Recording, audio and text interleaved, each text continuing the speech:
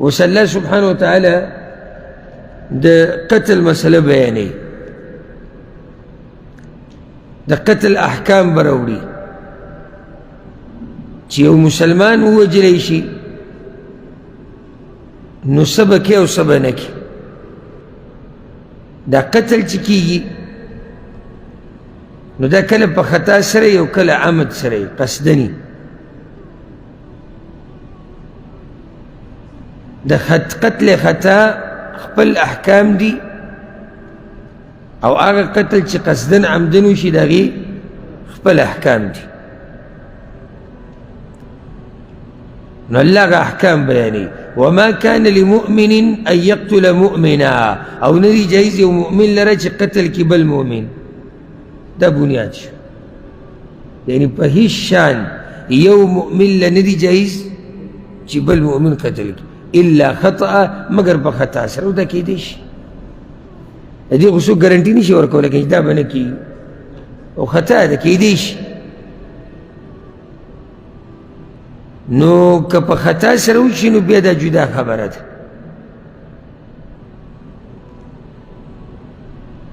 طریقه څه ده کېږي بس ومن قتل مؤمنا خطأ، او هر هغه چا چې قتل کو مؤمن په خطا سره فتحریر رقبة مؤمنه، نو په ده باندې لازم دي ازادول د مری مؤمن.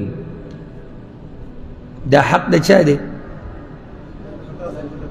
نه، حق د الله دی که حق د وارثانو دی، د اولیاو دی؟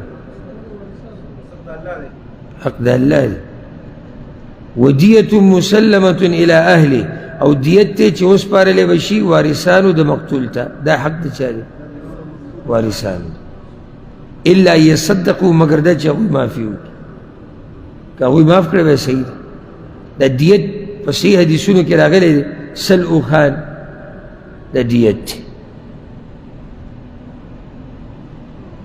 وإن كان من قوم بينكم وبينهم ميثاق، او کدا وو د داسې قوم نه چې په منځ تاسو نه، فإن كان من قوم عدو لكم، بس که دا مقتول د یو داسې قوم نه چې دشمنانو ستاسو، وهو مؤمن او هغه مؤمني، فتحرير رقبة مؤمنه، نو لازم دي ازادول د مری مؤمن. دا اوس دویم قسم خلق دی. مقتول د داسې قوم نه دی چې هغه قوم په اصل کې څه دی؟ کافران دي، چې دا د مسلمانانو دشمنان دي. خو دا سړی په خپله څه دی؟ مؤمن دی، اسلام معلوم نه و، یعنې قوم ته اسلام معلوم نه و. نو یو مسلمان غلام یا وینځه ازادول دي، بس دیت به ساقط. ولې ساقط دی؟ هلته وارثان کافران دي. نه، بل قید ورسره هم ولګوه.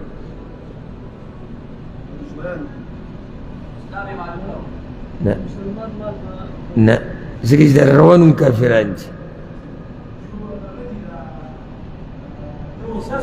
لوز نه دی شوی، دوه خبرې شو، کافران دي، لوز ورسره نشته. وإن كان من قوم بينكم وبينهم ميثاق، او که دیو د داسې قوم نه چې په منځ تاسو او په منځ د هغوی کې لوزي، فدیة مسلمة الى اهله، نو لازم دی دیت چې وسپارلی شي وارثانو د هغه ته. وتحریر رقبة مؤمنه، او ازادول د مری مؤمن دي. خیالم دی دلته هم دا قوم کافر نه دی، لوز شوی دی. فمن لم یجد، بس که څوک ونه مومي دا څه د مری ازادول. دیت خو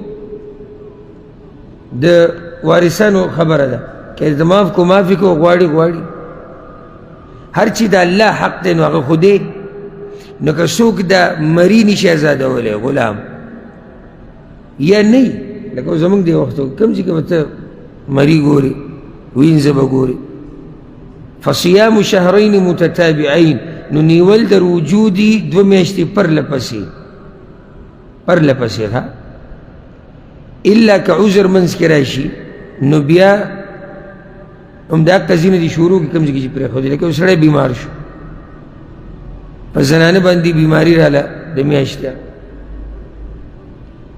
د اختر ورځ راله د اختر په ورځ روژه نیول څه دي حرام دي نو بیا د خپل شمار پوره کوي توبة من الله دا اسانی ده د طرف د الله نه چې خبره په دې ختمه کړه وکان الله علیما حکیما او دی الله پوهه حکمتونو والا بعض علماو دا ویلي دي لکه اوس که د چا سره د 2 میاشتو روژو نیو طاقت نه وي د چا نو څه به کوي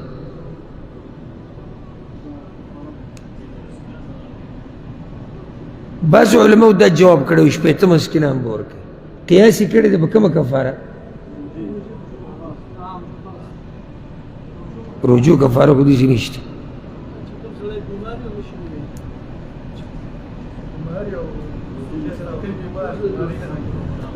شپېته مسکینانو دلته شپېته مسکینانو چې یو سړی د ښځې سره کوروالی وکړي کفاره یې دغه ده او دغه شان چې ښځه سره زهار وکړي تاسو ودې والله ودې یو سړی دی داسې تازه ناسي قالین باندې پوه شو نه خبرې کوي نه نور څه د ذهن بند دی پکار دی ستاسو هرې خبرې ته سوچ دی ځکه چې ناست دې ته چې ځان په کتاب زده کوئ ځان د الله په کتاب پوه کوئ نو دویم دا کفاره په زهار کې ده چې 2 میاشتې پرله پسې روجې که دې طاقت نه وي بیا شپېته مسکینان له خوراک بعض علما دلته هم دا وایي خو راجح دا ده چې دلته الله نه ده ذکر کړي نو موږ به مغلي پاتې شو که دا روجې څوک نشي نیوی بوډا دی بوډۍ ده داسې بیماري ده چې بھائی گنجایش پکې نشته نو بس بیا پې څه نشتي توبه دې وباسي الله ته یې رجوع کړي دلیل پې څه دی چې څه پې نشته